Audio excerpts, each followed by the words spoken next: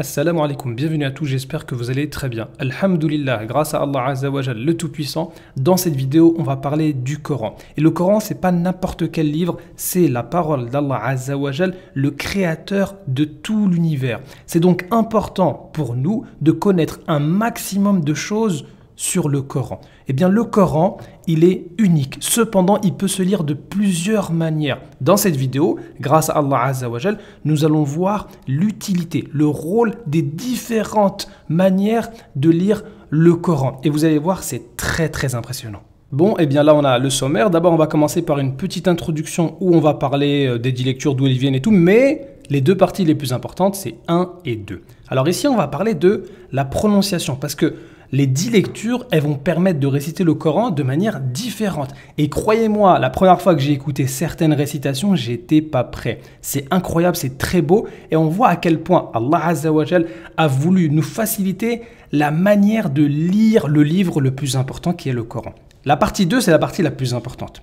Ici, je vous ai dit, j'étais pas prêt, mais là, j'étais pas prêt d'être prêt. Parce que là, c'est vraiment incroyable. Ça veut dire que parfois, dans certains versets, certains mots vont se lire de plusieurs manières. Et là, le sens, il se complète, c'est vraiment incroyable. Alors, cette partie, c'est vrai qu'elle peut être un peu technique. Je vous conseille vraiment, surtout, de ne pas louper la partie numéro 2. De toute façon, il y aura un sommaire sur YouTube. Vous pourrez accéder à toute la partie ou la sous-partie qui vous intéresse. Eh bien, dans le Coran, il y a plein de miracles. Et parmi les miracles, c'est le fait d'essayer de faire un livre pareil. C'est pour ça que le Coran défie quiconque de produire un livre semblable au Coran. Alors, on ne peut pas. Pourquoi? Parce que le Coran, c'est le livre le plus utile. C'est le livre qui te fait le plus connaître le Créateur. Quand on lit le Coran, on voit partout des noms d'Allah Azza wa Jal. C'est de ça qu'on a besoin. Ces noms, ces attributs, on voit des méditations sur ces signes, on voit des méditations sur ses bienfaits. Et c'est pour ça qu'il n'y a pas un livre qui est le plus utile sur Terre qu'un livre qui va te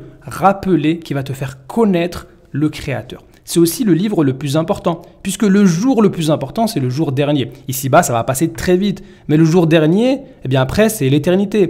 Donc, le livre le plus important, c'est le livre qui te fait rappeler, qui te met en garde le plus, qui te rappelle le plus le jour dernier. C'est pour ça que le Coran, sur Terre, c'est le livre le plus important. On vous défie d'apporter un livre pareil. C'est aussi le livre le plus éloquent, qui a défié les plus grands poète arabe du temps du prophète alayhi salatu wassalam, époque où le niveau de la langue arabe, il n'avait rien à voir avec aujourd'hui, c'était le top level et personne n'a réussi à faire mieux que le Coran. C'est aussi le livre le plus répandu sur Terre, c'est le livre le plus lu et récité et appris par cœur. Et c'est aussi le livre le mieux conservé. Allez prendre quelqu'un qui va par exemple réciter la Bible, il va vous la réciter en français ou en anglais, mais rares sont les gens qui vont pouvoir la réciter en hébreu ou en grec. Alors que le Coran, alhamdulillah, les prières de chaque musulman sur terre, eh bien c'est en arabe. Et c'est pour ça que même chaque année, pendant la période du Ramadan, dans toutes les mosquées, eh bien les gens récitent le Coran. Ils écoutent l'imam qui récite tout le Coran. Et ça, c'est valable dans chaque mosquée du monde, depuis le prophète alayhi salatu wassalam jusqu'à aujourd'hui, et en langue arabe. Ça veut dire que le Coran, il est transmis de professeur à élève avec des chaînes de transmission, et c'est visible par tout le monde. Donc, le Coran appris par cœur et transmis de professeur à élève, c'est pas un mythe, c'est quelque chose que vous pouvez vous-même vérifier en vous rendant à la mosquée, tout simplement. Donc le Coran, c'est le livre le plus utile, le plus important, le plus éloquent, le plus répandu, le mieux conservé. Défi coranique, vous ne pourrez pas produire un Coran semblable. Et aujourd'hui, on va parler d'un autre aspect miraculeux du Coran, qui est les 10 lectures. Maintenant, on va parler des différentes lectures du Coran. De base, le Coran, c'est un texte où il n'y a pas de voyelles et certaines consonnes ne sont pas présentes. Prenons un exemple. Imaginons un professeur qui envoie un message à ses élèves qui est VNS-STP. Alors, quelqu'un qui est habitué à la langue française, il va pouvoir deviner sans grande difficulté que ça veut dire « viens s'il te plaît ». Ok? Donc, le professeur, il va leur expliquer que VNS-STP, ça veut dire « viens s'il te plaît », tout le monde comprend, il n'y a pas de problème. Et puis en plus, il utilise un petit peu de politesse parce qu'il sait qu'il y a certains élèves qui ont un mauvais comportement, donc ils ont besoin de cette politesse-là. Mais le professeur sait qu'il y a certains élèves qui auront des empêchements, des difficultés à venir. Donc il leur dit attention, VNS-STP, ça veut aussi dire viens si tu peux. Donc il leur explique un deuxième sens différent du premier, mais qui va venir se compléter. Par contre, un élève qui vient par la suite et qui dit ça veut dire viens sans tapis, le professeur il va lui dire non, je n'ai pas transmis ce sens-là. Donc, de base, on a un texte sans voyelle avec certaines consonnes qui ne sont pas présentes et c'est une transmission orale. Le professeur va venir expliquer le sens correct. Et bien avec le Coran, c'est à peu près la même chose. De base, ce type de texte-là, aujourd'hui, c'est un petit peu difficile à lire pour nous. Mais pour les gens du temps du prophète, alayhi salatu wassalam, eh bien, il n'y avait pas beaucoup de difficultés à lire ce texte. Par exemple, même moi, j'arrive à le lire. « Innal ladhina amanu wal ladhina hajaru wa jahadu fi sabilillah ulaika yarjuna rahmatallah wallahu ghafurur rahim yas'alunaka 'anil khamri wal maisir qul fihima ithmun kabir » Et justement ici, le prophète, alayhi salatu wassalam, il a expliqué qu'on pouvait lire kabir, mais aussi kathir. Les deux sont transmis par le prophète, alayhi salatu wassalam. Par contre, ici, akbaru, ça pourrait aussi se lire aktharu, sauf que ça n'a pas été transmis par le prophète, alayhi salatu wassalam. Et c'est de là que le Coran va pouvoir être lu de plusieurs manières. Et ça, c'est pas quelque chose qu'on peut faire avec un texte en français, ou bien en anglais, ou bien en grec ou en latin, où toutes les voyelles sont déjà inscrites. Donc un mot, il pourra se lire que d'une seule manière. Par contre, en arabe, eh bien, on pouvait le faire. Et c'est de là que proviennent les différentes lectures du Coran, puisque à chaque fois qu'on a un mot qui se lit différemment, eh bien, c'est parce que le prophète, alayhi salatu wassalam, l'a lu de telle manière. Alors tout d'abord, nous avons le prophète, alayhi salatu wassalam, qui récite le Coran à plusieurs compagnons. Il y a plusieurs compagnons qui connaissent le Coran par cœur. Cependant, il y en a 7 parmi les compagnons qui vont se distinguer, puisque eux aussi vont transmettre le Coran à des élèves à leur tour. Ces 7 compagnons sont Zayd ibn Thabit, Ubay ibn Ka'b ibn Mas'ud, Omar, Uthman et Ali, et enfin Abu Musa al-Ash'ari radiyallahu anhum. Donc ces 7-là, ils ont pris le Coran du prophète et l'ont transmis à leur tour, à des disciples, etc., jusqu'à arriver à 10 lecteurs. Alors maintenant, pourquoi on parle des 10 lecteurs et tout simplement pas de la lecture du prophète, alayhi salatu wassalam? Eh bien c'est parce que tout le monde ne peut pas lire le Coran de toutes les manières possibles. Alors de base, pour les compagnons du prophète, alayhi salatu wassalam, eh bien c'est quelque chose de facile. Avec un livre, ils vont pouvoir te lire de toutes les manières. Alors que plus le temps passe et plus ça devient difficile, donc on a besoin de nous concentrer sur une voire deux manières de réciter. Et c'est le travail que vont faire les 10 lecteurs. Chacun va se concentrer sur une voire deux manières de réciter du prophète, alayhi salatu wassalam.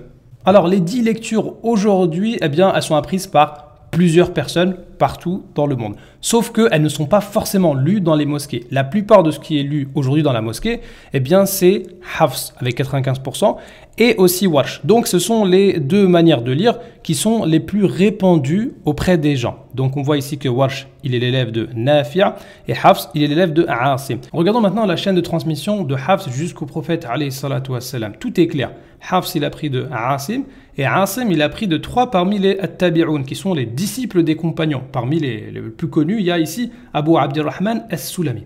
Et chacun des 3 va prendre d'un ou de plusieurs compagnons du prophète, alayhi salatu wassalam, Zayd, Ubay ibn Mas'ud, Uthman et Ali, dans ce cas-là. Ça veut dire que lorsqu'on récite Hafs, ce qui est la majorité de ce qui est lu dans les mosquées, eh bien c'est ce que lisaient les compagnons, c'est ce que lisait aussi le prophète, alayhi salatu wassalam. Pour ce qui est de Warsh, il a pris de son professeur Nafi', et Nafi' il a pris de plusieurs parmi les Tabi'un, dont ici Abu Ja'far, qui est un des 10 lecteurs. Et donc chacun ici va prendre des compagnons du prophète, alayhi salatu wassalam, comme Ibn Abbas ou Abu Hurayra, mais ils n'ont pas pris tout le Coran du prophète, alayhi salatu wassalam, directement, bien qu'ils l'aient entendu. Ils ont pris d'autres compagnons eux aussi, qui sont par exemple Zayd, Ubay et Omar. Donc lorsque aujourd'hui on lit Warsh, eh bien c'est ce que lisaient les compagnons, c'est ce que lisait Omar, c'est ce que lisait Ubay, c'est ce que lisait le prophète, alayhi salatu wassalam. Et de aujourd'hui jusqu'à Hafs, par exemple, nous avons les chaînes de transmission. Par exemple, le Cheikh Ayman Souid, il nous montre que de lui jusqu'au prophète, alayhi salatu wassalam,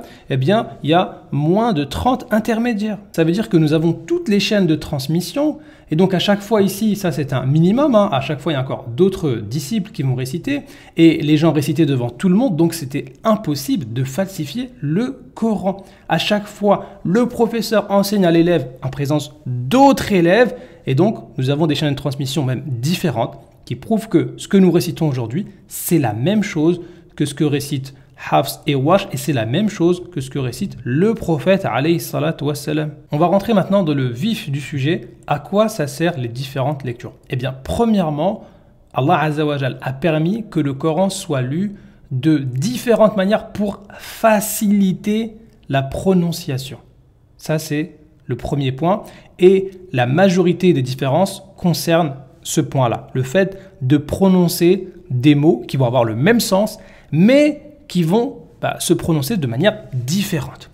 Et ensuite, le deuxième objectif des différentes lectures, et ici c'est un cas qui est beaucoup plus rare, on sait que dans le Coran, il y a environ 77 000 mots, et les mots qui vont avoir des sens différents, eh bien ils sont de l'ordre de quelques centaines, ce qui fait environ 1% des mots du Coran vont pouvoir se lire et se comprendre de manière différente. Et bien sûr, il n'y aura jamais de contradiction, et ça c'est la partie méditation qu'on va voir avec 30 exemples qui sont donnés ici.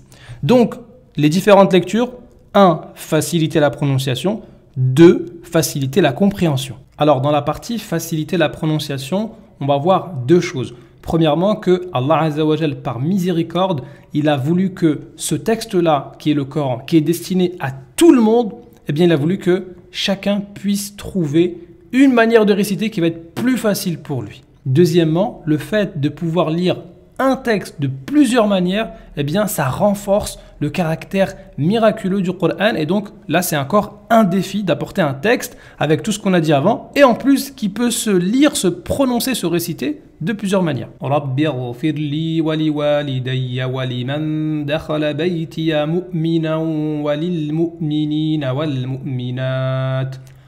رب اغفر لي ولوالدي ولمن دخل بيتي مؤمنا وللمؤمنين والمؤمنات. Alors la différence ici c'est que mu'minan et là c'est mu'minan. Donc il y a des gens pour qui la hamza c'est difficile, le fait de faire une mini pause wal mu'minina wal mu'minat. Eh bien en Warsh on va dire wal mu'minina wal mu'minat. Pareil, lorsqu'on a deux hamza ici, aslamtum, il y a des gens pour qui c'est plus facile de dire aslamtum. Ou encore le mot al-Qur'an, eh bien certains vont trouver plus de facilité à dire al-Qur'an. Alors les inclinaisons, eh bien ça donne ça. Tout d'abord sans inclinaison. Wal-layli idha yaghsha, wan-nahari idha tajalla, wa ma khalaqa adh-dhakara wal-untha. Petite inclinaison. Wal-layli idha yaghsha, وَالنَّهَارِ إِذَا تَجَلَّى وَمَا خَلَقَ الذَّكَرَ وَالْأُنثَى. Grande inclinaison. وَاللَّيْلِ إِذَا يَغْشَى وَالنَّهَارِ إِذَا تَجَلَّى.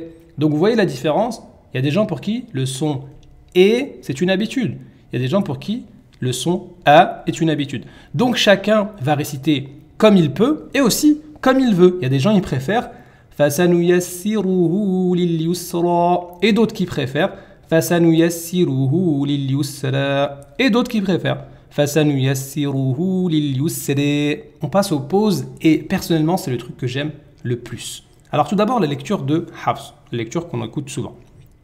إِذَا زُلْزِلَتِ الْأَرْضُ زِلْزَالَهَا وَأَخْرَجَتِ الْأَرْضُ أَثْقَالَهَا وَقَالَ الْإِنسَانُ مَا لَهَا. On passe maintenant en Warsh sans pause. إِذَا زُلْزِلَتِ الْأَرْضُ زِلْزَالَهَا وَأَخْرَجَتِ الْأَرْضُ أَثْقَالَهَا وَقَالَ الْإِنسَانُ مَا لَهَا. On passe maintenant avec la pause. إِذَا زُلْزِلَتِ الْأَرْضُ زِلْزَالَهَا وَأَخْرَجَتِ الْأَرْضُ أَثْقَالَهَا وَقَالَ الْإِنسَانُ مَا لَهَا. Franchement, cette lecture-là, elle m'a vraiment impressionné et je vous conseille d'aller regarder sur Internet. Vous mettez Khalaf Hamza et vous allez vraiment beaucoup aimer cette lecture-là.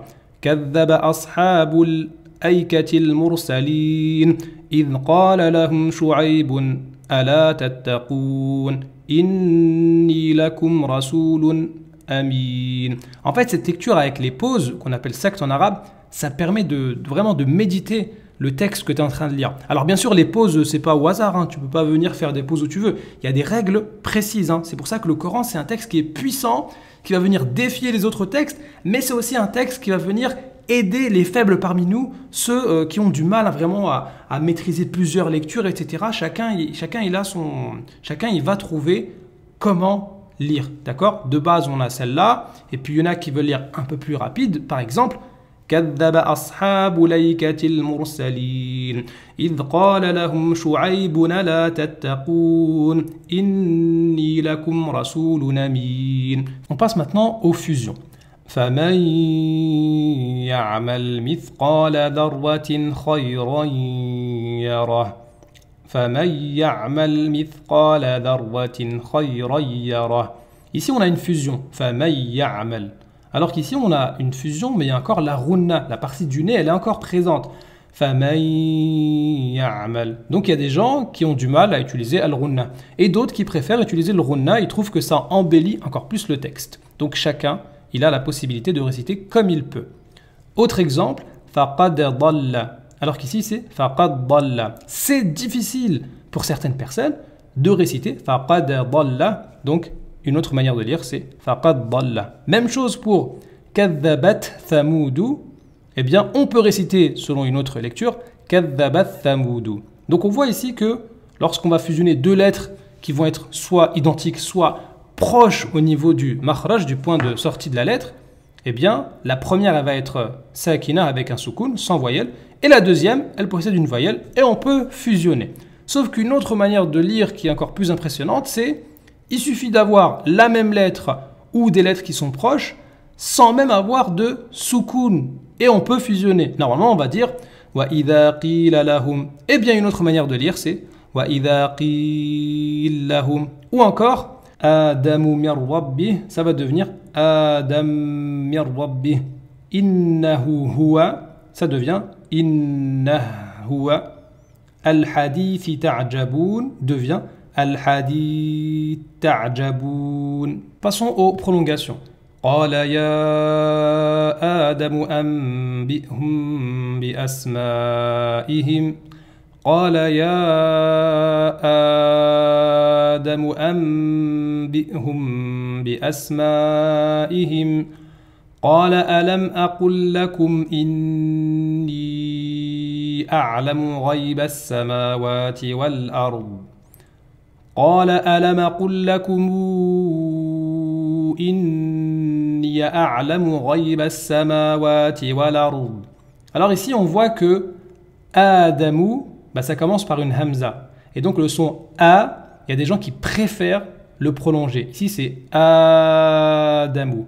De l'autre côté ici, nous avons lakum inni. On utilise les lèvres pour le mime. Et la hamza, c'est le fond de la gorge. Donc, on est d'une extrémité à une autre. Lakum inni, lakum i.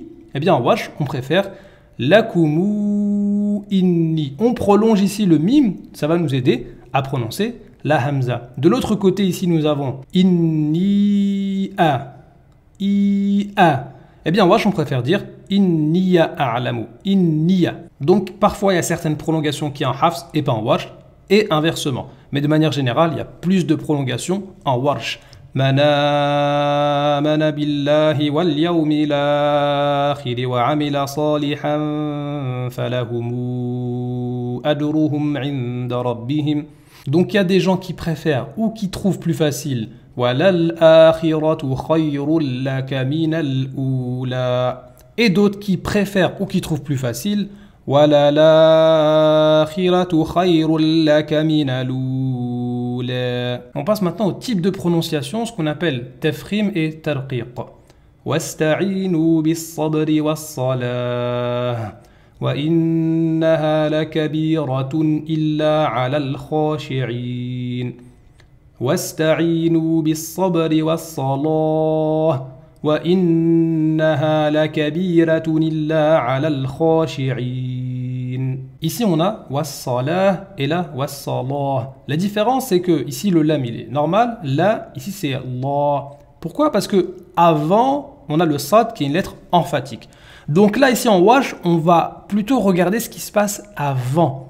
Avant on a le sad ainsi que deux autres lettres qui font que le lam ici sous certaines conditions il va devenir emphatique. Wassalah. Ici, on a la kabiratun et la la kabiratun. Encore une fois, en warsh, on regarde ce qui se passe avant. Avant, nous avons une kasra. Et la kasra, c'est synonyme de être aminci. Donc, plutôt que dire la kabira, on va dire la kabira. Donc, il y a des gens qui préfèrent as-salah et d'autres qui préfèrent réciter as-salah. Il y a des gens pour qui c'est plus facile de dire kathira et d'autres pour qui c'est plus facile de dire kathira. Alors, le sad qu'on trouve dans la qira'a de Hamza. Ici, on a ihdina as-siratal mustaqim. Et ici, ihdina as-siratal mustaqim. Alors, le sad ici, c'est pas forcément une lettre facile pour tout le monde. Donc, une autre manière de réciter, ce serait de dire az-zi, az-zi, qu'on va trouver ici, par exemple, Yawma idin yazdurun nasu. Donc ce sad qui est une sorte de Z emphatique, on ne peut pas le réciter comme on veut partout. Encore une fois, tout ça, il y a des règles. Le huwa de Qaloun. Alors Qaloun, c'est souvent récité par exemple en Tunisie. Lorsqu'on va avoir wa huwa ou bien la huwa ou bien fa huwa, vous voyez ici là, on a une fatha, on a le hu et on a encore une fois une fatha avec le waw. Donc on utilise beaucoup les lèvres. C'est plus facile pour certaines personnes de mettre un soukoun. Donc, par exemple, ça va donner Kutiba alaykumul qital wa huwa kurhun lakum wa asa an takrahu shay'an wa huwa khayrun lakum wa asa an tuhibbu shay'an wa huwa sharrun lakum. Il y en a qui préfèrent wa ma anfaqtum min shay'in fa huwa yukhlifuhu wa huwa khayrur raziqin. Et d'autres qui préfèrent وَمَا أَنفَقْتُم مِّن شَيْءٍ فَهُوَ يُخْلِفُهُ وَهُوَ خَيْرُ الرَّازِقِينَ. Le hum de Hamza. Alors, hum, ça se dit hum, ça se dit pas him. Sauf que quand avant il y a ala plus hum, bah c'est plus facile de dire alayhim ou bien ila avec hum, ça fait ilayhim. Ça, c'est le truc de base. Sauf que dans d'autres lectures, le hum, il va rester hum s'il y a ala avant ou ila. Comme avec Hamza. صراط الذين أنعمت عليهم غير المغضوب عليهم ولا الضالين.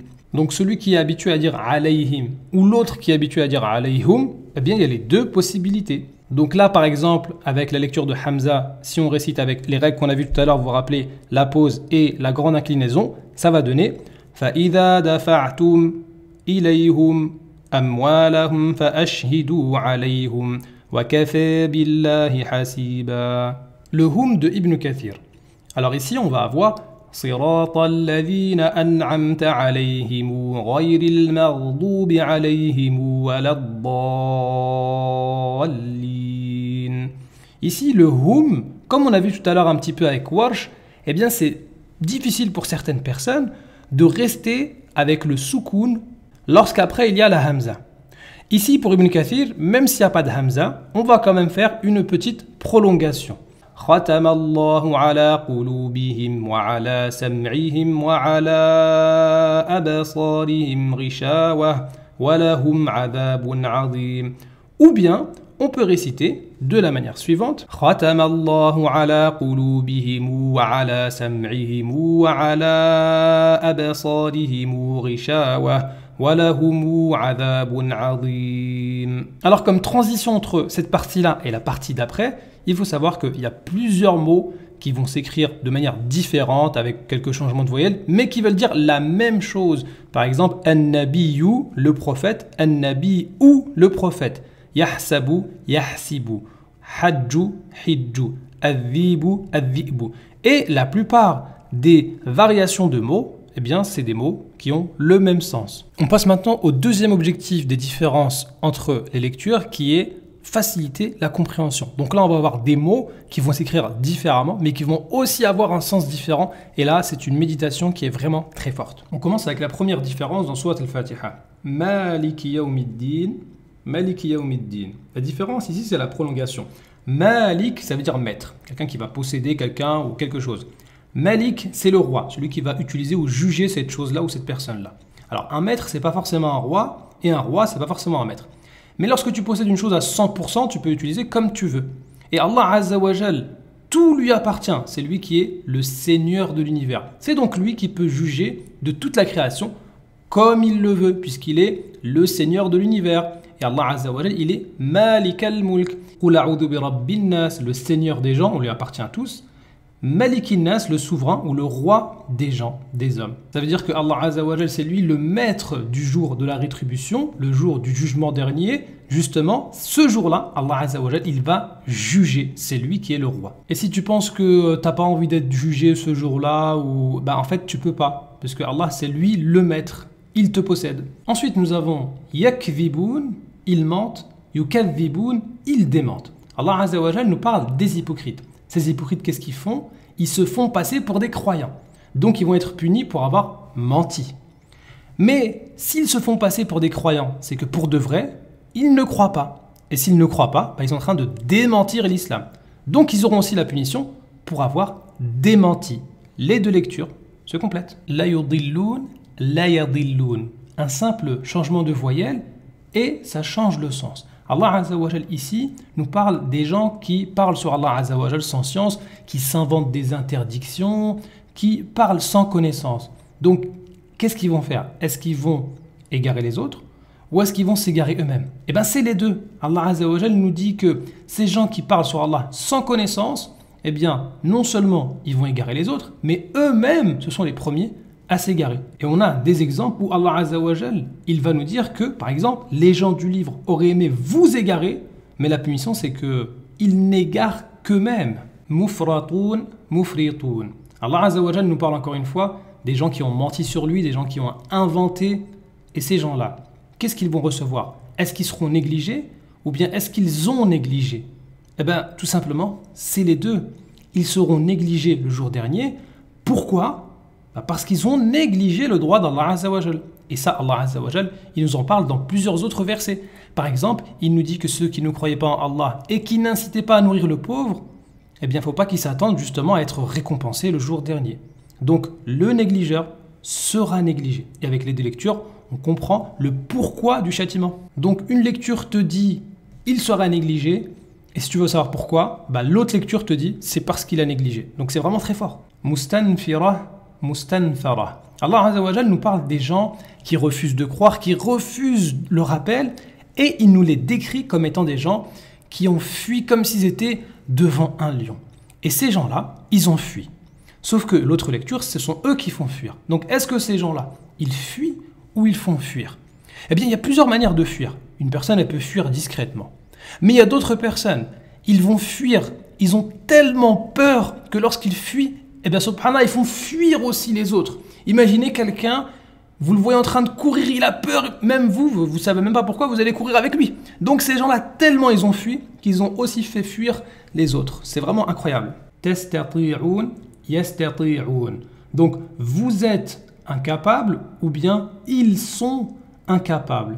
Mais c'est lequel des deux? Eh bien, c'est les deux. Il suffit de regarder le contexte. Le jour dernier, Allah Azza wa Jal va rassembler les gens qui adoraient des divinités en dehors d'Allah, vous, et ceux qui ont été adorés en dehors d'Allah, ils. Et Allah Azza wa Jal nous dit que ce jour-là, celui qui a invoqué, il ne pourra rien faire, et même celui qui a été invoqué, bon gré ou mal gré, lui non plus ne pourra rien faire. Donc en fait, avec les deux lectures, on voit que celui qui va invoquer autre qu'Allah, il sera perdu, et celui qui a été invoqué, lui-même ne pourra pas l'aider. Et c'est pour ça qu'Allah Azza wa Jal, à plusieurs reprises, il nous parle des deux. Il n'eut aucun groupe de gens pour le secourir contre la punition d'Allah, et il ne put se secourir lui-même. Donc, un seul mot pour te dire que celui qui a invoqué, il ne peut rien faire. Le même mot, lu d'une autre manière, même celui qui a été invoqué ne peut rien faire. C'est trop fort. Lituhsinakum, linuhsinakum. L'armure vous protège, nous vous protégeons, c'est-à-dire Allah vous protège. Et là, cet exemple-là, il est magnifique. Il y a des gens, ils sont trop dans les causes. Il va porter 10 armures, il va passer un temps fou à travailler, à voyager, je connais lui, t'inquiète pas, tout est calculé. Ils oublient qu'en fait, ça, c'est qu'une cause pour que ça marche. En vrai, c'est Allah qui protège. Pour de vrai, c'est Allah qui fait que ça fonctionne ou ça ne fonctionne pas. Et donc, la deuxième lecture nous montre que oui, il faut faire les causes, Mais attention, il faut se rappeler que, avec ou sans cause, c'est Allah Azza wa Jal au final qui accorde le succès. Et de l'autre côté, ça nous rappelle que Allah Azza wa Jal, c'est lui qui va protéger, c'est lui qui va faire en sorte que ce que tu vas faire, ça va fonctionner. Mais attention, faut pas se dire c'est bon tawakkul et puis je fais rien. C'est Allah qui t'a donné les causes. C'est pour ça que les deux lectures se complètent et le croyant, il est complet. Il fait les causes, il fait le nécessaire. S'il a un examen, il va travailler suffisamment, il va faire des recherches. Mais à chaque instant, il est convaincu que c'est Allah qui accorde le succès. Li ahaba, li yahaba. Je fais don, Allah fait don. Là, on est toujours dans les causes. Et ici, c'est l'histoire de la naissance de Jésus, Isa alayhi salam, lorsque l'ange va voir Marie et qu'il lui dit qu'elle va avoir un fils de manière extraordinaire. Et donc, il va lui dire « Je suis un messager de ton Seigneur pour te faire don d'un fils pur. » Sauf que l'ange, il ne peut pas donner un enfant de lui-même. Il ne fait que répéter la parole d'Allah Azza wa Jal. C'est pour ça que dans l'autre lecture, eh bien, il explique que en fait, c'est Allah qui va te donner cet enfant-là, sans intervention d'un homme. Allah crée ce qu'il veut. Quand il décide d'une chose, il lui dit seulement « sois » et elle est aussitôt. Mais comme c'est un phénomène qui est extraordinaire, on pourrait croire que cet enfant-là, en fait, il vient d'un ange. C'est pour ça que l'autre lecture vient préciser « attention, je ne suis que la cause. La créature n'est qu'une cause, elle ne peut rien faire. C'est Allah Azza wa Jal, c'est lui qui va donner les enfants. Ça veut dire parfois tu peux faire toutes les causes que tu veux, c'est Allah qui décide. Al-Mukhlasin, Al-Mukhlisin. Est-ce qu'on parle des élus ou des sincères? Eh bien, lorsqu'Allah Azza wa Jal nous raconte l'histoire de Satan, qui a promis qu'il allait égarer tous les serviteurs d'Allah, sauf les serviteurs élus. Donc pour rentrer au paradis, on peut se dire, mais comment faire partie des serviteurs qui ont été élus? Peut-être tu vas dire, je ne fais pas partie des élus, donc comment ne pas être égaré par le diable? Eh bien l'autre lecture te dit, Mukhlisin, ceux qui sont sincères. C'est pour ça que dans un autre verset, Allah Azza wa Jal nous dit que le diable n'a aucun pouvoir sur ceux qui croient et placent leur confiance en leur Seigneur. Donc ça veut dire que pour être choisi par Allah Azza wa Jal et faire partie des élus, il faut que toi-même tu choisisses Allah Azza wa Jal unique, sans associé. Vous avez vu comment dans un seul mot, on a juste changé une haraka, il y a une seule voyelle qui change et on a directement l'explication. Pour être choisi, il faut choisir Allah. Tu'allimun, ta'lamun. Enseigner ou connaître. Allah Azza wa Jal nous parle de l'exemple à suivre pour ceux qui ont étudié. Allah Azza wa Jal nous dit qu'on doit enseigner ce qu'on a appris. Tu'allimun.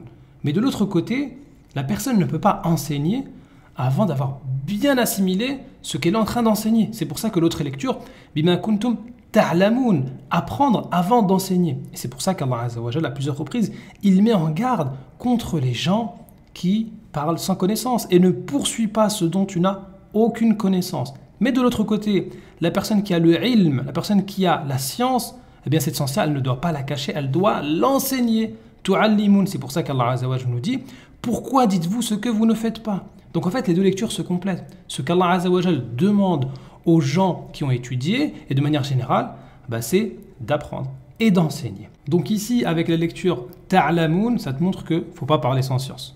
Si tu parles, c'est que d'abord tu as appris. Et de l'autre côté, tu'allimun, ça veut dire que ce que tu as appris, tu le mets en pratique, tu le transmets. Et de toute façon, même si on est enseignant, on est toujours en train d'apprendre parce que lorsqu'on enseigne, eh bien on apprend encore d'autres choses. Demandez à n'importe quel professeur, plus il enseigne, plus il va connaître. Donc c'est comme si c'était une récompense pour avoir enseigné. Tu connais des choses, enseigne-les. Allah il va t'ajouter encore plus de connaissances. Lil-alimin, lil-alamin. Ici, al-alim, c'est le savant. Al-alam, c'est l'univers. Allah Azza wa Jal nous dit que dans la création des cieux et de la terre, eh bien, il y a des signes, il y a des preuves pour les savants, ici en Hafs. Il suffit d'étudier un petit peu, de réfléchir, de connaître certaines choses pour observer les signes d'Allah Azza wa Jal dans la création. De l'autre côté, justement, puisqu'on parle de la création, de l'univers, de tout le monde, eh bien, tout le monde a accès à ces signes-là. C'est pour ça que la diversité, c'est un signe accessible à tout le monde. Ça veut dire que n'importe qui, n'importe où peut constater, simplement en ouvrant les yeux, à partir de toute la diversité de la création, qu'il y a bien un créateur. C'est pas possible que toutes ces différences-là proviennent d'un hasard. Mais ça va être bénéfique pour qui? Pour celui qui prend le temps de se poser, d'ouvrir les yeux et de regarder. Donc celui qui, plutôt que de passer son temps à méditer sur la diversité dans la création, il commence à se dire pourquoi lui il est de cette couleur, pourquoi lui il parle comme ça, pourquoi, en fait tu as été mis dans la case des ignorants, tout simplement. kabir, kathir. Grand ou beaucoup. Ça, c'est l'exemple qu'on avait cité au début de la vidéo. Allah Azza wa Jal nous dit que dans le vin, dans les boissons alcoolisées, etc., eh bien, il y a un grand péché, kabir, dans Hafs. Mais dans une autre lecture, ici, Hamza, eh bien, c'est kathir, ithmun kabir et ithmun kathir, beaucoup. Ça veut dire que boire de l'alcool, c'est un grand péché. Mais aussi, avec l'autre lecture, ça te montre que, attention, c'est un grand péché qui conduit à beaucoup de péchés. Et ça, tout le monde peut le constater, qu'à partir du péché de l'alcool, la personne qui est ivre, ça va l'amener à faire des accidents de voiture, ça va l'amener à être violente, ça va l'amener à faire plein de choses qu'elle n'aurait jamais faites si elle n'avait pas bu, si elle n'avait pas été dans cet état-là. Donc Allah Azza wa Jalla nous dit attention, c'est un grand péché qui va conduire à beaucoup de péchés. Ça, c'est vraiment extraordinaire, le double sens ici. Wala yunzifun, wala yunzafun. Alors justement, en parlant des boissons alcoolisées, eh bien, c'est interdit ici-bas. Pourquoi c'est interdit? Parce que si tu bois, eh ben, tu n'as plus conscience de ce que tu fais. Et donc, tu peux faire des petites choses comme des choses très, très graves. Et donc, Allah Azza wa Jalla nous dit que, par contre, le vin au paradis, eh bien, il n'aura pas cet effet-là. Il ne va pas rendre ivre. Et dans l'autre lecture, c'est un vin qui sera inépuisable, tu ne pourras pas le terminer. Alors on sait déjà que ici-bas, non seulement quand tu bois trop de vin, tu perds la raison, mais en plus ça coûte cher, donc tu ne peux pas en boire comme tu veux. Mais dans l'au-delà, c'est différent. Donc Allah Azza wa Jal te dit qu'au paradis, c'est différent.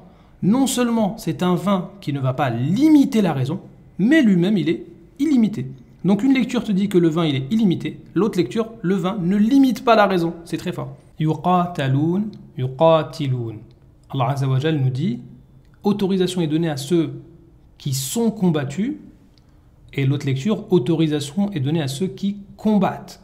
Donc en fait, Allah Azza wa Jal ici nous dit que ceux qui ont été combattus, eh bien ils ont l'autorisation de se défendre en combattant justement, tout simplement. Et c'est pour ça qu'Allah Azza wa Jal nous dit combattez dans le sentier d'Allah ceux qui vous combattent. Donc autorisation est donnée à ceux qui combattent, lecture numéro 1.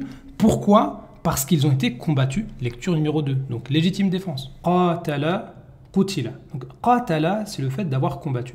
Qutila, c'est le fait d'avoir été tué. Et ici, ce qu'on remarque, c'est qu'il y a beaucoup de changements, c'est vraiment impressionnant. Par exemple, Allah Azza wa Jal nous parle de l'histoire des prophètes et des gens qui étaient en leur compagnie, qui étaient obligés de combattre. Il fallait patienter face au combat, c'était difficile.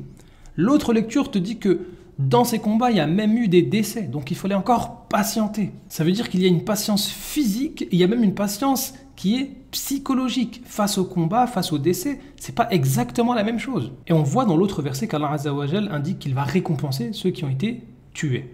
Mais dans l'autre lecture, il va aussi récompenser ceux qui ont combattu. Et ce qui est intéressant, c'est que Allah Azza wa Jal, ce qu'il demande, c'est pas le résultat. C'est simplement de donner le meilleur de soi. C'est pour ça que celui qui a combattu et celui qui a été tué, les deux seront récompensés par Allah Azza wa Jal. Celui qui a été tué, peut-être on peut se dire, bon, il n'est plus là, donc il faut qu'il soit récompensé dans l'au-delà. Mais même celui qui est parti combattre, qui a perdu ses biens, qui a perdu des gens de sa famille, lui aussi, il sera récompensé par Allah Azza wa Jal. Et ce qui est le plus impressionnant, c'est que parfois, les deux vont changer de place. Par exemple, ici on a « wa qatalu wa qutilu » et dans l'autre lecture « wa qutilu wa qatalu ». Ça veut dire combattre ou être tué, et là, l'ordre, il est changé par Allah Azza wa Jal. Être tué, d'abord, et combattre. Et ça te montre que ce qu'Allah Azza wa Jal demande, c'est pas le résultat. Allah Azza wa Jal, il nous juge en fonction de nos efforts, en fonction de nos intentions. C'est comme une personne qui va faire le maximum pour essayer d'aider son voisin, pour essayer d'aider les pauvres, pour essayer de construire quelque chose d'important, pour essayer d'apprendre le Coran ou la langue arabe. Et même si elle n'a pas fini, ce qui est important, c'est l'intention et c'est l'effort que tu as essayé de faire. Et c'est là qu'Allah Azza wa Jal, il va te récompenser. L'objectif, c'est pas de finir, mais c'est de faire le maximum. Ibadu inda. Est-ce que les anges, ils sont serviteurs d'Allah ou est-ce qu'ils sont auprès d'Allah? Mais c'est tout simplement les deux. Allah Azza wa Jal nous dit que les anges sont ses serviteurs, comme on le voit dans plusieurs autres versets. Les anges adorent, glorifient et se prosternent devant Allah Azza wa Jal. Ce sont des serviteurs honorés. Ils ne se lassent jamais d'adorer Allah Azza wa Jal. Donc ils sont vraiment les serviteurs d'Allah. De l'autre côté, Allah Azza wa Jal nous dit que les anges sont auprès de lui. Comme on le voit aussi dans d'autres versets du Coran. ceux qui sont auprès de ton Seigneur, c'est-à-dire les anges, ceux qui sont auprès de ton Seigneur, c'est-à-dire les anges. Ça veut dire qu'avec une lecture, Allah Azza wa Jal te montre que les anges sont les serviteurs d'Allah, ils l'adorent, etc. Et ils sont auprès de lui. Mais quelqu'un qui va venir et qui va te dire « je suis serviteur d'Allah, je suis soumis à Allah », mais il n'est pas auprès d'Allah, il est auprès de quelqu'un d'autre, il est auprès peut-être du diable ou auprès de d'autres personnes. Eh bien, ces gens-là, ils ne sont pas vraiment serviteurs d'Allah. Le serviteur d'Allah, il fait comme les anges, il va glorifier Allah, il va se prosterner. On ne peut pas adorer Allah tout le temps comme les anges. Mais on essaye de se rapprocher d'Allah Azza wa Jal. Comment? Justement avec la prosternation. Lorsqu'on se prosterne, on se rapproche d'Allah Azza wa Jal. Et donc on fait comme les anges. Donc le vrai serviteur du maître, eh ben, il est auprès de son maître. Abdahu, ibadahu. Allah Azza wa Jal, il protège son serviteur ou ses serviteurs. Eh bien ici, Allah Azza wa Jal, il parle du prophète. Allah Azza wa Jal, il protège son prophète et comme on le voit, il l'a protégé. Donc ceux qui vont suivre le prophète, eux aussi, ils seront protégés par Allah Azza wa Jal. Tout celui qui va suivre le modèle du prophète Muhammad alayhi salatu wassalam, il va rentrer dans ce verset. Donc on voit qu'avec une lecture, Allah Azza wa Jal parle du prophète, mais qu'on peut entrer nous aussi dans ce verset-là et être protégé par Allah. Et d'ailleurs, justement, la suite du verset, c'est ce qu'elle dit.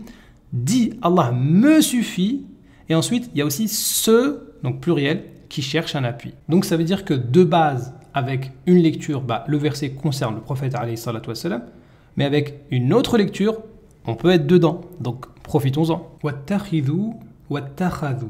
Allah Azza wa Jal nous parle de l'histoire d'Ibrahim alayhi salam et il nous indique qu'il a été pris pour modèle par les gens. De l'autre côté, ici, c'est de l'impératif. Ibrahim alayhi salam a été pris pour modèle, donc vous aussi, prenez-le pour modèle. Et lorsque Allah Azza wa Jal a indiqué à Ibrahim alayhi salam qu'il allait faire de lui un modèle pour les gens, eh bien il lui a montré que c'est pas tout le monde qui va suivre. Et c'est pourquoi Allah Azza wa Jal a dit « Mon engagement ne s'applique pas aux injustes ». Donc il y a une nécessité, il y a une importance de ne pas faire partie des injustes. Et donc on comprend pourquoi il y a l'impératif « Suivez Ibrahim alayhi salam ».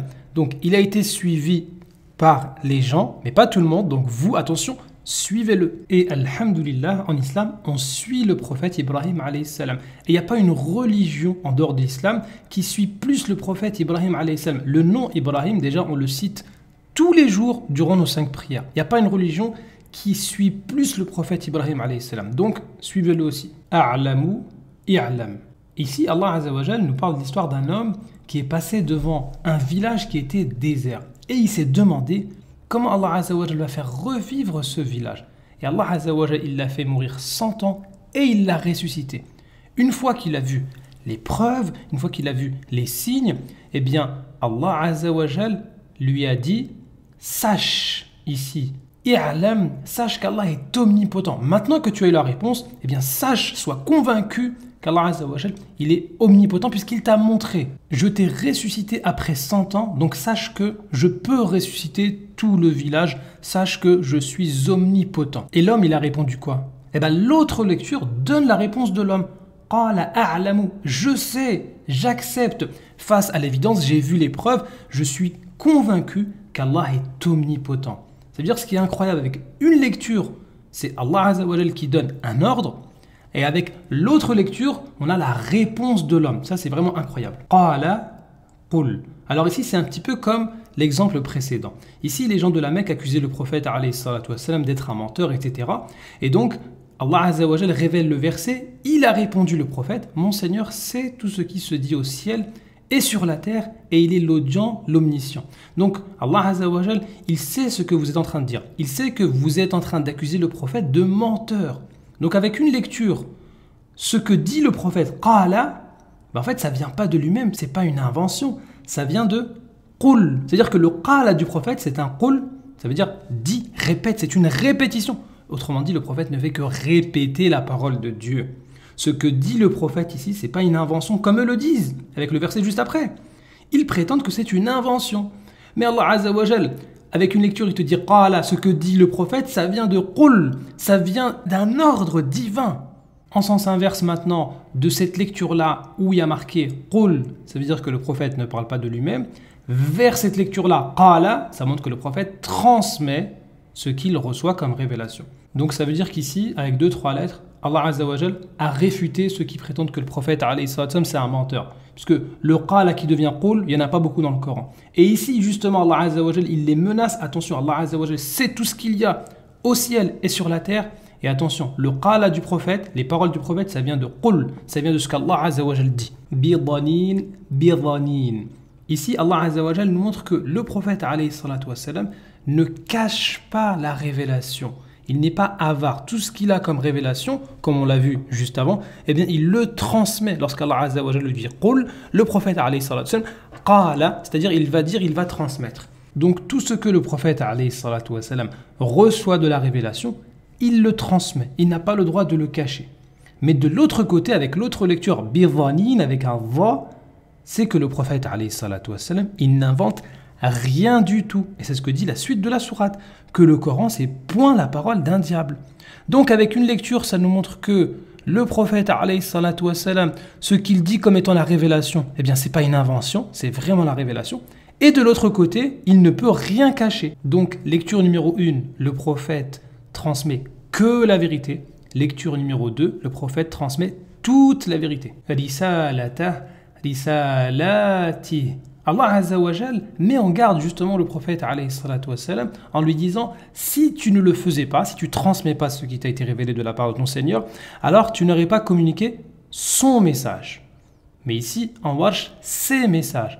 Alors, la mise en garde, elle est contre le fait de retenir un message ou les messages. Eh bien, tout simplement, le fait de nier une seule partie de la révélation, c'est comme si tu avais tout renié. Quelqu'un qui va renier un verset du Coran, qui va renier un livre d'Allah Azza wa Jal, c'est comme s'il avait renié tous les messages. Et ça, Allah Azza wa Jal, justement, il nous le dit, que ceux qui vont croire en certains prophètes et pas en d'autres, eh bien, les voilà, les vrais mécréants. Donc Allah Azza wa Jal, ici, il indique à son prophète que le fait de renier une seule partie du message, c'est comme si tu avais renié tous les messages. C'est pourquoi le prophète alayhi salatu wassalam était obligé de tout transmettre, sinon c'est comme s'il n'avait rien fait. Wala tus'alu, wala tas'al. Allah Azza wa Jal dit par rapport au prophète alayhi salatu wassalam, certes nous t'avons envoyé avec la vérité, en annonciateur et avertisseur, et on ne te demande pas compte des gens de l'enfer. Autrement dit, on ne va pas t'interroger pourquoi lui va en enfer, pourquoi pas. Pourquoi? Parce que ta mission à toi, c'est d'être avertisseur. C'est la mission du prophète alayhi salatu wassalam. Étant donné que le prophète alayhi salatu wassalam ne sera pas interrogé sur qui va en enfer et qui va au paradis, lui-même ne devait pas interroger sur le pourquoi certains vont au paradis et pourquoi ils iront en enfer. Ici, wala tasal, n'interroge pas. Tu ne peux pas choisir ceux qui refusent la vérité.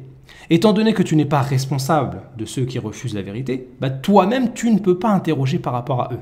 C'est Allah Azza wa Jal qui guide qui il veut. Et ça, c'est un point qui est essentiel.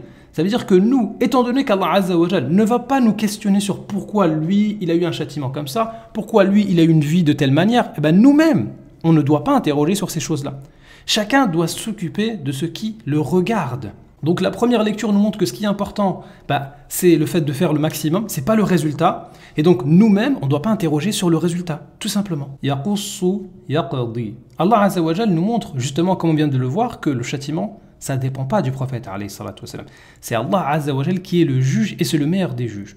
Et ici on voit que pour juger, on a besoin de la connaissance. Et le contexte nous montre qu'Allah Azza wa Jal, il connaît les clés de l'invisible. Donc c'est Allah qui est omniscient et il dit la vérité. Et pour mettre en application la vérité, il faut un pouvoir. Et bien Allah Azza wa Jal, justement, il est omnipotent, il est capable de tout. Et c'est pourquoi c'est lui qui va yaqdi, c'est lui qui va décréter la vérité. Il y a des gens, ils disent la vérité, mais par manque de pouvoir, ils n'arrivent pas à la mettre en exécution. Il y a d'autres gens, ils vont mettre en exécution ce qu'ils considèrent comme étant la vérité, mais ils n'ont pas assez de connaissances pour atteindre cette vérité-là. Allah Azza wa Jal, il a les deux. Première lecture, Allah il connaît tout, donc il dit la vérité. Deuxième lecture, Allah il a toute la puissance, donc il met en exécution la vérité. Miskin, masakin. Allah Azza wa Jal nous parle de la compensation du jeûne. Quelqu'un qui n'arrive pas à jeûner le jeûne du mois du Ramadan, il va nourrir un pauvre ou des pauvres. Eh bien, la personne qui ne peut pas jeûner pour voyage ou pour petite maladie, il va devoir faire un autre jour. Il va devoir compenser ce jeûne par un jeûne. Par contre, il y a un type de personne qui ne pourra pas jeûner parce qu'ils ont une maladie qui est incurable ou bien c'est des gens qui sont trop vieux. Donc, ils ne pensent pas pouvoir dans le futur avoir un état meilleur que celui dans lequel ils sont maintenant. Ça veut dire que ça ne sert à rien de leur proposer de jeûner, de rattraper. C'est pas possible. Donc eux, ceux qui vont rattraper beaucoup de jours, ils ont besoin d'une autre compensation. Et c'est là qu'Allah Azza wa Jal, il utilise les deux termes, miskin, masakin. Ça veut dire qu'il y a plusieurs solutions qui sont proposées ici. Soit nourrir plusieurs fois un pauvre, ou bien nourrir une fois plusieurs pauvres, et les deux sont reconnus islamiquement. Et la suite du verset, elle est magnifique. Allah Azza wa Jal veut pour vous la facilité. Il ne veut pas la difficulté pour vous. Il y a des gens pour qui c'est plus facile de nourrir plusieurs fois un seul pauvre, et d'autres pour qui c'est plus facile de nourrir en une seule fois plusieurs pauvres. C'est trop fort les lectures. Sikhriya, sukhriya. Allah Azza wa Jal nous détaille un petit peu le châtiment de certaines personnes qui iront en enfer. Et elles seront châtiées parce qu'elles se sont moquées des croyants, mais aussi parce qu'elles se sont servies des croyants. Alors, Allah Azza wa Jal, dans la même sourate, nous donne un exemple de Pharaon. Pharaon, qu'est-ce qu'il a fait? Eh bien, il s'est servi, il a rendu esclaves Moussa alayhi salam et les enfants d'Israël. Mais le même Pharaon, il n'a pas fait que ça. Il s'est aussi moqué de Moussa alayhi salam. Vous voyez ici, il riait. Et là, c'est la même chose, il riait d'eux. Donc Allah Azza wa Jal nous détaille dans une lecture pourquoi ils seront châtiés, parce qu'ils se sont moqués. Donc ici, c'est une injustice qui est psychologique. Et là, parce que aussi ils se sont servis des croyants. Et là, c'est une injustice qui est physique. Ja'ana. Ja'ana. Toujours en parlant des injustes, Allah Azza wa Jal nous parle de la personne qui ira en enfer et de son démon qui a été accompagné ici-bas. Allah Azza wa Jal nous dit que celui qui refuse le rappel d'Allah Azza wa Jal, eh bien il a pour camarade un diable qui va l'inciter à faire des mauvaises actions. Mais le jour dernier, qu'est-ce qui va se passer? Eh bien cet homme-là viendra. Mais l'autre lecture, les deux viendront. Donc est-ce que c'est l'homme qui vient ou est-ce que c'est les deux qui viendront? Eh bien Allah Azza wa Jal nous montre avec la suite du verset que il ne vous profitera point ce jour-là que vous soyez associés dans le châtiment. Donc vous allez venir tous les deux, l'homme et le diable avec lui, mais chacun sera seul. Et donc ça c'est extraordinaire parce que ici-bas quand tu as des soucis, le fait d'être plusieurs, tu dis c'est bon, j'ai avec moi mon ami, je suis dans la galère, mais j'ai avec moi quelqu'un, il y a mon voisin et tout. Bah, on peut se consoler les uns les autres. Mais dans l'au-delà, c'est pas profitable d'être plusieurs dans le châtiment. Ça veut dire que les deux viendront, les deux responsables seront jugés, mais tellement vous ne pouvez pas vous aider l'un l'autre que c'est comme si chacun était seul. Tabelou, tetlou. Et justement, dans l'au-delà, eh bien, chaque âme sera responsable de ses actes. Et donc, chacun sera éprouvé. Tabelou, ce sera une épreuve, ça va être compliqué. Chacun sera éprouvé par ce qu'il a fait. Et justement, cette épreuve-là, entre autres, elle va consister en quoi? En tetlou, le fait de lire justement ce que tu as fait. Chacun lira et suivra, parce que tetlou, ça a aussi le sens de suivre. Donc tu devras lire tout ce que tu as fait, et ça, ce sera une épreuve qui sera terrible. Et Allah Azza wa Jal nous le dit dans plusieurs autres versets. Nous lui sortirons un écrit qu'il trouvera déroulé. Lis ton livre. Le fait de lire, c'est une épreuve extrême. Tout ce que tu as fait, c'est indiqué. Aujourd'hui, tu te suffit d'être ton propre comptable. Donc, première lecture, eh bien, chacun sera éprouvé. Éprouvé par quoi? Par la lecture de tes propres actions. Et tu suivras les conséquences de tes propres actions. Sawa'an, sawa'un. Allah Azza wa Jal réfute ceux qui prétendent que les gens qui font le mal et les gens qui font le bien, ils seront récompensés de la même manière, c'est pareil. Alors Allah Azza wa Jal, justement, il les réfute, il leur dit non, ce ne sera pas sawa'an, ce ne sera pas pareil. Et donc, c'est un mauvais jugement que vous êtes en train de donner. L'autre lecture, sawa'un, c'est que justement, ils seront pareils, mais pas dans la manière que vous pensez. Et donc ici, c'est très fort parce que là, c'est comme s'il y avait un point. Sawa'un mahyahum wa mamatuhum. Donc Allah Azza wa Jal nous dit, eh bien, ce sera pareil. Celui qui a fait le bien ici-bas, il aura pareil dans l'au-delà. C'est-à-dire, il aura la bonne récompense. Et celui qui a fait le mal ici-bas, pareil, il aura la mauvaise récompense dans l'au-delà. Donc en fait, eux, ils ont dit, ce sera pareil entre les bons et les mauvais. Allah, il leur dit, non, ce sera pareil proportionnellement à vos actions. Donc en fait, lecture 1, Allah Azza wa Jal réfute leur fausse égalité. Lecture 2, Allah Azza wa Jal leur explique la vraie égalité. Et là, pour terminer, j'ai choisi celui-là. Inna kunna min qablu nad'uuhu innahu huwal barrur rahim. C'est comme s'il y avait un point ici. Inna kunna min qablu nad'uuhu annahu huwal barrur rahim. Donc ici, Allah Azza wa Jal nous parle des gens qui seront au paradis et qui vont décrire ce qu'ils ont fait ici-bas. Et ils ont dit, nous invoquions Allah Azza wa Jal en le louant pour ses bienfaits. Ça veut dire que nous l'invoquions en tant que Al-Barrur Rahim. De l'autre côté, ils vont dire qu'ils invoquaient Allah Azza wa Jal, et c'est comme s'il y avait un point, et là, ils disent à ce moment-là au paradis, nous louons Allah Azza wa Jal pour ses bienfaits. Donc ça te montre qu'avec une lecture, le fait de méditer ici-bas sur la miséricorde d'Allah Azza wa Jal, c'est comme ça que tu vas obtenir dans l'au-delà la miséricorde d'Allah Azza wa Jal. Mais quelqu'un qui ne médite pas dès ici-bas, qui ne sait pas qu'Allah Azza wa Jal c'est lui Al-Barrur Rahim, qui ne l'invoque pas en tant que tel ici-bas, faut pas qu'il s'étonne que dans l'au-delà, il ne voit pas de miséricorde. Donc ces gens qui sont au paradis, qui disent au paradis que Allah il est miséricordieux, c'est parce qu'il l'avait déjà dit sur terre. Et Allah Azza wa Jal, par miséricorde, dans Surat Al-Fatiha, il nous a fait apprendre à répéter constamment que Allah Azza wa Jal c'est lui le tout miséricordieux, le très miséricordieux. Donc, parce qu'on a besoin déjà ici-bas de méditer, le fait de méditer, de croire, d'avoir la certitude qu'Allah, il est le plus miséricordieux des miséricordieux, c'est ça qui fait que dans l'au-delà, on va pouvoir accéder à la miséricorde d'Allah Azza wa Jal. Alhamdulillah, grâce à Allah Azza wa Jal, le Tout-Puissant, on a terminé la vidéo. Et donc, en conclusion, les différentes lectures permettent de 1. Faciliter la prononciation. Il y a des gens qui ont des difficultés à lire de telle manière. Il y a d'autres qui préfèrent, qui trouvent que c'est plus beau, plus fluide pour eux de réciter de telle manière. C'est pour ça que le texte du Coran, c'est un livre qui est puissant et qui vient aussi aider les gens qui ont des difficultés. Deuxièmement, faciliter la compréhension. À partir d'un seul mot, on va pouvoir lire le Coran de plusieurs manières. Et là, les sens vont se compléter. C'est vraiment impressionnant. C'est pour ça qu'on peut ajouter le miracle des 10 lectures du Coran au miracle du Coran lui-même. Ça veut dire que apportez-nous un livre qui est plus utile, plus important, plus éloquent, plus répandu et mieux conservé que le Coran, et en plus avec un livre qui peut faciliter la lecture aux gens et qui peut se lire de plusieurs manières et qui peut faire en sorte que le sens se complète. Vous ne pourrez pas. La remarque importante, c'est qu'on ne peut pas faire un mixte des lectures. Je prends une partie de celui-là, une partie de l'autre, etc. Il faut lire avec ce qu'on connaît. Ça veut dire que nous, on est habitué, par exemple, à lire avec Hafs ou avec Warsh. On reste avec cette lecture-là. Et si jamais on veut faire un changement, il faut que ce soit fait à l'aide d'un professeur qui a le niveau d'enseigner cette lecture-là. Donc, il ne faut pas faire un mélange de lectures. Il faut lire, apprendre à partir d'un professeur et pas tout seul. Et si aujourd'hui c'est la manière de lire comme Hafs qui est la plus répandue, et bien c'est tout simplement parce que c'est la lecture la plus facile pour la majorité des gens. C'est-à-dire qu'on ne va pas avoir de suppression de Hamza dans certains mots, on ne va pas avoir de imala d'inclinaison, on ne va pas avoir des longues prolongations, etc., etc. Cependant, si quelqu'un veut lire d'une autre manière, il peut le faire, mais avec un professeur, puisque le Coran se transmet de professeur à élève. Alors pour ce qui est des sources utilisées, c'est essentiellement en arabe, et puis tout d'abord on a les tafasirs.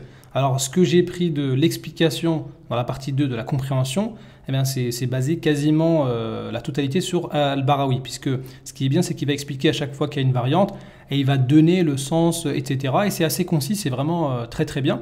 Et parfois, il ne va pas détailler, donc il faudra chercher un peu dans d'autres tafsirs comme celui d'Al-Qurtubi ou bien même de tafsir de l'Uthaymin, rahimahumullah. Ensuite, il y a d'autres ouvrages qui sont vraiment spécialisés dans les qira'at et ils vont rentrer en profondeur, ils sont vraiment intéressants. Et on a aussi le livre du Cheikh Ayman Swid qui détaille les chaînes de transmission, ça peut être très très utile. Enfin, on a un site qui est vraiment important, c'est les 10 lectures en ligne qui est ncoran.com. Voilà, alhamdoulilah, la vidéo est terminée, ça fait presque 1 heure, un peu moins. Si je vois le chiffre 1 heure, en général je ne regarde pas, donc j'ai fait en sorte que ça fasse un peu moins d'1 heure. Alhamdulillah, et puis s'il y a des questions ou des commentaires ou des remarques où vous constatez des erreurs, parce qu'il y a des gens qui sont plus forts tout simplement, n'hésitez pas à mettre ça en commentaire. Et puis le Coran c'est trop fort, quoi. C'est le livre destiné à tout le monde, donc forcément tout le monde peut trouver quelque chose de facile pour lui. Voilà, merci à tous, et puis bonne journée, ou je sais pas, le matin ou le soir, c'est comme vous voulez. Assalamu alaikum wa rahmatullahi wa barakatuhu.